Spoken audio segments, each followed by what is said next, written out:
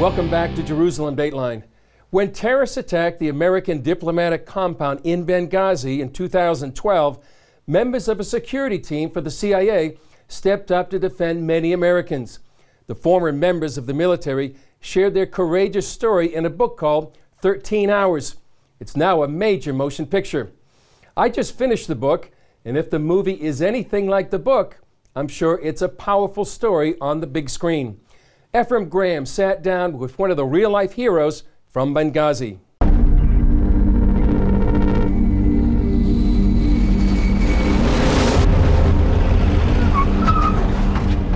Libyan visa. Official. Pull over for inspection. Sorry, sir, I can't do that. Pull over for inspection.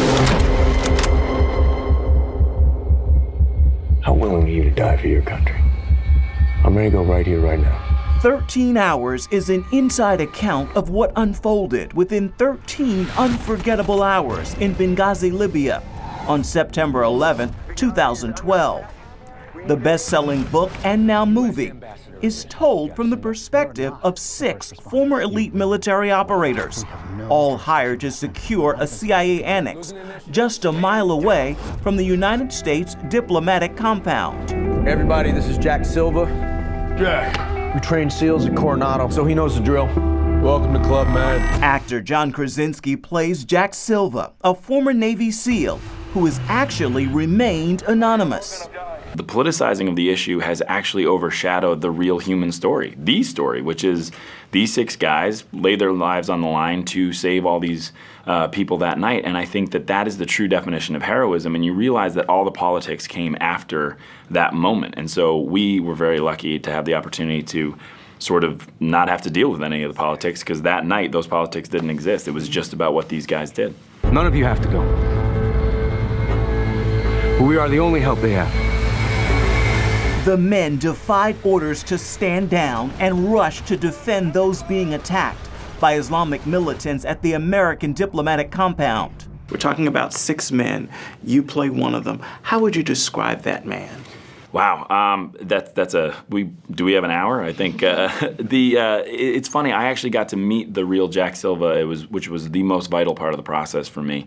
And the thing that I really took from it, not only did I admire him as a military man, but I saw who he was a very unassuming, incredibly generous, kind man who was a family man, a great husband, great father. And that to me added a whole new level of emotion for me going into the role because of what he leaves behind every time he puts himself in a situation like this. Hey, we're coming in, we're on property.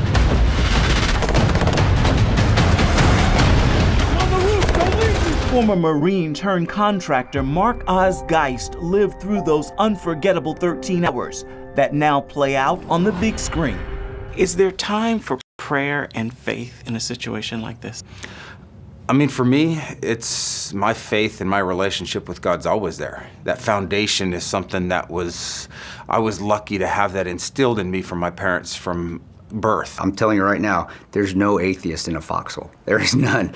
When those bullets are flying, that faith in God comes out. Chris Tonto Peranto is a former Army Ranger. We need immediate assistance. We are overrun. State's under attack. Let's go, man. State's under attack. Let's go, we gotta move! If you do not get here soon, we are all gonna die. We hear the calls, people calling for help. That's hard. That broke my heart Breaking mine. as an American. Did you feel abandoned? After I got back, I got asked that question on a news show. Do you feel like you were left behind, like your U.S. government left you behind? And it hurt me because I said it, and this is what I said. I said, I paused 15 seconds. He goes, are you there? I said, yeah. I said, I can't answer. I can't say no. Peranto, Geist, and John Tigtigan are 3 of the secret soldiers of Benghazi. Would you do it all over again? Of course. I loved the job. It was a lot of fun.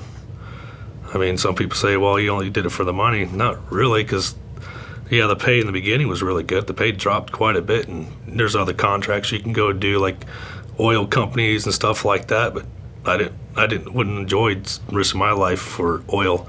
So I stayed where I was, protecting people and, stopping the terrorists at their homeland and not letting them come here. I mean, plus being around the guys is just a lot of fun. And now, the story of those secret soldiers Chief, are we expecting any friendlies? is no longer a secret. Ephraim Graham, CBN News, Miami.